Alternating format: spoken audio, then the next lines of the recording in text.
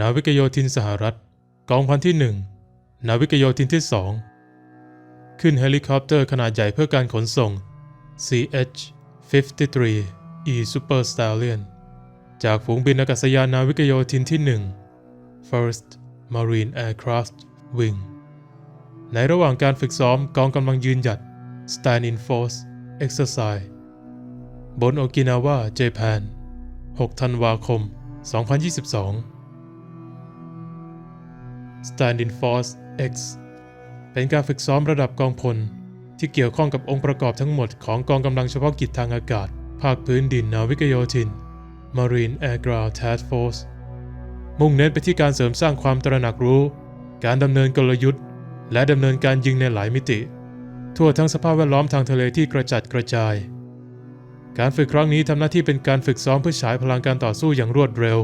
เพื่อปกป้องพันธมิตรและหุ้นส่วนในภูมิภาค Stand-in Forces SIF สร้างความมั่นใจให้กับประเทศชาติพันธมิตรและหุ้นส่วนของเรา SIF ขัดขวางการใช้อำนาจทางทหารในส่วนของฝ่ายตรงข้ามโดยการสร้างกองกำลังที่ออกแบบมาเพื่อยืนหยัดเคียงข้างพันธมิตรและหุ้นส่วนภายในพื้นที่ที่มีการโต้แย้งหรือเรียกว่าพื้นที่ช่วงชิง Contested Area โดยให้กองทัพเรือกำลังรบร่วม Joint Force การยุทธร่วมในระหว่างองค์กร Interagency และพันธมิตรและหุ้นส่วนมีทางเลือกมากขึ้นในการตอบโต้กลยุทธ์ของฝ่ายตรงข้าม SIF ชนะการรบลาดตระเวนทุกมิติเพื่อพิสูจน์ฝ่ายและเผชิญหน้ากับพฤติกรรมมุ่งร้ายของฝ่ายตรงข้ามที่มุ่งเป้าไปที่พันธมิตรหุ้นส่วนและผลประโยชน์อื่นๆของสหรัฐและเพื่อพัฒนาความเข้าใจเกี่ยวกับสภาพแวดล้อมและขีดความสามารถของฝ่ายตรงข้าม SIF ชนะการรบต่อต้านการลาดตระเวนทุกมิติเพื่อปกป้องพันธมิตรและเสรีภาพของกำลังรบร่วมในการดำเนินกลยุทธ์ขณะเดียวกันก็ยับยั้งความพยายามของฝ่ายตรงข้ามที่จะได้รับความคิดริเริ่ม Initiative หลักพื้นฐานการรบทางอากาศพื้นดินในกรณีที่เกิดการขัดแย้งกันด้วยกองกำลัง SIF จะยังคงเป็นส่วนหน้าในพื้นที่ช่วงชิงเคียงข้างพันธมิตรและหุ้นส่วนเพื่อสนับสนุนการรณรงค์ทางเรือและการรณรงค์ร่วมหรือการทัพร่วมในทุกจุดของการแข่งขันที่ต่อเนื่อง SIF จงใจขัดขวางแผนการของฝ่ายตรงข้ามแนวคิดสำหรับกองกำลังที่ยืนหยัดเป็นเรื่องเกี่ยวกับการสร้างขีดความสามารถใหม่ๆและการปฏิบัติการในรูปแบบใหม่ในแง่นี้จะให้จุดมุ่งหมายสำหรับการออกแบบและพัฒนากำลังรบจำเป็นต้องมีการทดลองและแบบฝึกซ้ำๆเพื่อทำให้วิธีการและอัตรายุทโธปกรณ์ของมันสมบูรณ์เต็มที่ความเป็นมาแนวคิดสำหรับ Stand-in Forces เกี่ยวข้องกับคู่แข่งที่ใช้หรือขู่ว่าจะใช้แนวทางตอบโต้การแทรกแซงต่อกองกำลังร่วมแนวทางตอบโต้การแทรกแซงเหล่านี้อาศัยความก้าวหน้าในระบบโจมตีอย่างแม่นยำซึ่งมีการพัฒนาไปอย่างเต็มที่แล้ว Marshall Precision Strike Regime MPSR เพื่อยับยั้งความสามารถของกองกำลังร่วมในการใช้อำนาจและรักษาอำนาจไว้เมื่อเวลาผ่านไป SIF จัดให้มีการตอบสนองในระดับปฏิบัติการที่ช่วยให้กองทัพเรือสามารถสงวนความคิดริเริ่มได้แม้ว่าคู่แข่งจะใช้ความพยายามในการต่อต้านการแทรกแซงก็ตามแนวคิดนี้ฝังอยู่ใต้ปรัชญาการซ้อมรบของนาวิกโยธินที่พบในสิ่งพิมพ์หลักนิยมของนาวิกโยธิน Marine Corps Doctrinal Publication MCDP การสู้รบซึ่งอธิบายถึงการซ้อมรบว่าเป็นการดำเนินการเพื่อสร้างและใช้ประโยชน์จากความได้เปรียบเหนือศัตรูโดยไม่คำนึงถึงขอบเขตข้อดีไม่ใช่แค่เชิงพื้นที่เท่านั้นมันอาจจะเป็นเรื่องทางจิตวิทยาเทคโนโลยีหรือโลกปัจจุบันก็ได้ในฐานะองค์กรการรบทุกมิติ SIF จะต้องเข้าใจและนำคำจำกัดความของการดำเนินกลยุทธ์ที่มีประสิทธิภาพนี้ไปใช้เพื่อบรรลุภารกิจของตนแนวคิด SIF สอดคล้องโดยตรงกับแนวทางการปฏิบัติงานที่มีอยู่ในแนวคิดการสู้รบร่วมแนวทางการวางแผนของผู้บังคับบัญชากำกับดูแลการเผยแพร่แนวคิด SIF เพื่อสนับสนุนแนวคิดการปฏิบัติการทางทะเลแบบกระจายของกองทัพเรือแนวทางการวางแผนของผู้บังคับบัญชาอธิบายว่า SIF บูรณาการเข้ากับแนวความคิดทางยุทธวิธีแบบปฏิบัติการฐานส่วนหน้าปฏิบัติการนอกประเทศ Expeditionary Advanced Base Operations โดยอธิบายว่า SIF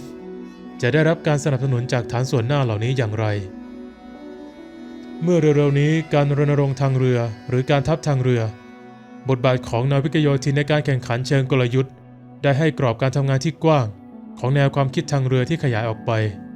เพื่อรวมกองกำลังที่ยืนหยัดเข้าไว้ด้วยกันแนวคิดนี้มีจุดประสงค์หลักสำหรับกิจกรรมของโมเดลปฏิบัติการทั่วโลกในชั้นดำเนินการในเขตที่มีการโต้แย้งภายใต้การสู้รบเพื่อเปิดเผยพฤติกรรมมุ่งร้ายและต่อต้านอิทธิพลและชั้นกองกำลังที่มุ่งเน้นการสู้รบน่าเชื่อถือในการสู้รบพร้อมที่จะยับยั้งการรุกรานหรือลดระดับปฏิเสธวัตถุประสงค์ของฝ่ายตรงข้ามในความขัดแย้งและเพื่อให้กองกำลังร่วมเปลี่ยนผ่านไปสู่ปฏิบัติการฉับพลันได้การตอกย้ำเจตนารมณ์ในการยับยั้งเบื้องหลังแนวคิดนี้และยังแสดงให้เห็นว่าแนวคิดนี้ถูกนำไปใช้อย่างไรตลอดการชิงชัยอย่างต่อเนื่องในขณะที่นาวิกโยธินจำเป็นต้องเตรียมพร้อมที่จะดำเนินปฏิบัติการ SIF ในระดับฉับพลันเป้าหมายคือการใช้แนวคิดนี้ในลักษณะที่จะลดแรงจูงใจสำหรับผู้มีอำนาจตัดสินใจของคู่อริเพื่อเพิ่มการเผชิญหน้าคู่แข่งที่มีศักยภาพและผู้รับมอบฉันทะจากทั่วโลกใช้เวลาหลายทศวรรษในการศึกษาการกระทำและวิธีการฉายอำนาจของกองกำลังร่วมจากนั้นจึงพัฒนาแนวคิดและความสามารถที่เกี่ยวข้องเพื่อตอบโต้พวกเขากลยุทธ์การตอบโต้การแทรกแซงเหล่านี้พยายามที่จะยับยั้งแผนและวิธีการปฏิบัติงานของกองกำลังร่วมในทางกลับกันการหยุดชะงักนี้ทำให้การตัดสินใจช้าลงและทำให้ซับซ้อนขึ้นและทำให้ผู้เล่นคนอื่นๆสงสัยในขอบเขตความสามารถของกองกำลังร่วมซึ่งส่งผลต่อการรับรู้ถึงผลประโยชน์ขององค์ประกอบอำนาจแห่งชาติขององค์ประกอบทางการทหารของสหรัฐอเมริกาคู่ต่อสู้ที่มีศักยภาพเหล่านี้พยายามทุกวิถีทางที่จะขัดขวางและลดระดับความสัมพันธ์ของสหรัฐอเมริกากับพันธมิตรและหุ้นส่วนโครงสร้างพันธมิตรของสหรัฐทั่วโลกเป็นข้อได้เปรียบทางการแข่งขันที่สำคัญซึ่งคู่ต่อสู้มักโจมตีโดยปกติจะใช้การกระทำและวิธีการต่ำกว่าเกณฑ์ความรุนแรงการโจมตีพันธมิตรและหุ้นส่วนของเราทีละรายช่วยให้อำนาจของลัทธินิยมใหม่ Revisionism แสดงถึงแนวคิดหลักการและทฤษฎีต่างๆที่มีพื้นฐานมาจากการแก้ไขของลัทธิมาร์กซ์หรือมหาอำนาจลัทธิแก้ Revisionist Powers โดยกระทำการข่มขู่ผู้อื่นเพื่อให้บรรลุอำนาจนำในระดับภูมิภาคและทำลายระเบียบระหว่างประเทศเพื่อให้พวกเขาสามารถสร้างมันขึ้นมาใหม่เพื่อความได้เปรียบของพวกเขาเพื่อให้บรรลุเป้าหมายเหล่านี้พวกเขาต้องคลางแคลงใจ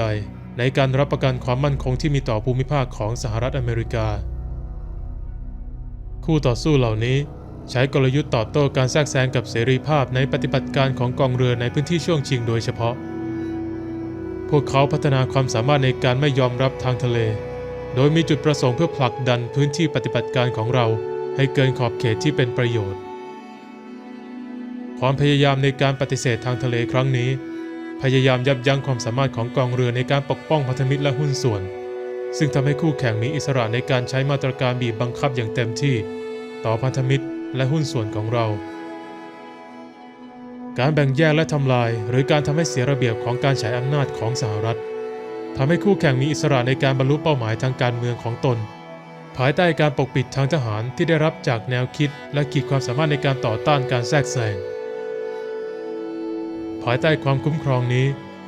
พวกเขาใช้วิธีการบีบบังคับซึ่งอยู่ในระดับหรือต่ำกว่าเกณฑ์ความรุนแรงเพื่อข่มขู่เพื่อนบ้านให้ปล่อยให้พวกเขาบรรลุเป้าหมายทางการเมืองและบ่อนทำลายผลประโยชน์ของสหรัฐ U.S. Marine Corps Video by Corporal Diana Jimenez Sergeant Callahan Morris Sergeant Albert J. Carls Corporal Lorenzo Ducato Sergeant Mario Ramirez Corporal Jerry Edlin เรียบเรียงและแปลโดยวนาลีฮันเตอร์